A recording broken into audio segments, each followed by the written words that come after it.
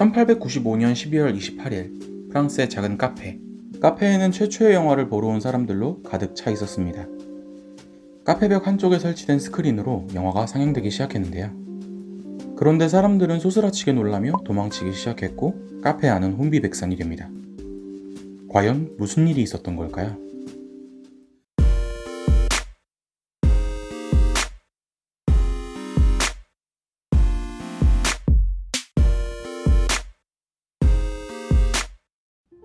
영화라는 예술은 아무래도 과학기술과 상당한 연관성을 가질 수밖에 없는데요.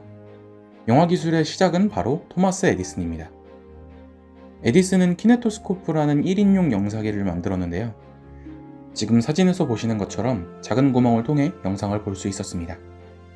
그럼에도 불구하고 루이 장 리미에르에게 영화의 아버지라는 호칭이 돌아가게 된 것은 그가 모든 사람들이 함께 관람할 수 있는 시네마토그래프를 발명했기 때문이죠. 시네마토그래프는 움직임을 담은 기계라는 뜻을 갖고 있습니다. 움직이는 이미지를 촬영할 수 있는 키네토그래프와 개인별로 작은 구멍을 통해 관람할 수 있는 키네토스코프가 따로 구성되어 있었던 에디슨의 발명품과 다르게 시네마토그래프는 촬영과 영사가 동시에 이루어질 수 있었던 기계였습니다. 그래서 루이 장 리미에르는 그 기계를 바탕으로 형제인 루이 니콜라 리미에르와 함께 영화를 촬영하기 시작했습니다.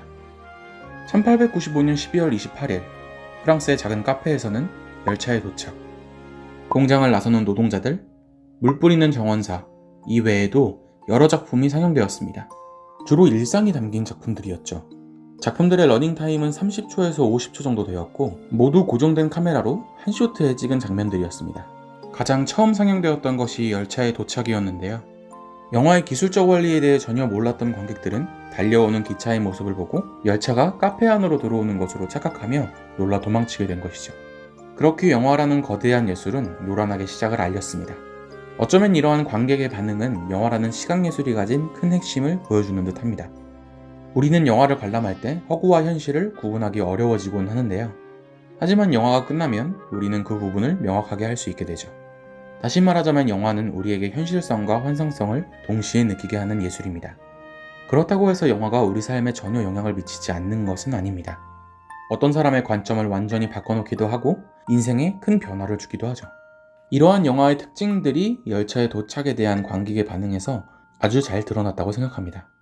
하지만 리미에르 형제는 단순히 일상을 그대로 담아내는 작품을 만드는 것에 그쳤고 영화의 더 큰 발전을 기대하지 않았습니다.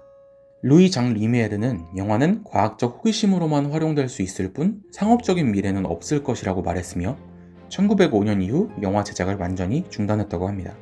본격적으로 영화에 서사를 부여하고 다양한 표현을 사용하기 시작한 감독은 조르주 멜리에스입니다. 멜리에스는 당대 최고의 프랑스 마술극단의 극단주의자, 마술사였습니다. 그는 1896년에 스타필름이라는 회사를 창립하고 1913년까지 무려 500편에 달하는 영화를 제작했습니다. 트릭 장치, 촬영이나 편집 기법 등 다양한 영화적 장치들을 개발해 영화 기술 발달에 큰 기여를 했다고 하는데요. 조르주 멜리에스의 대표작 달색의 여행을 보시면 그가 영화사에 얼마나 큰 역할을 했는지 알 수 있습니다.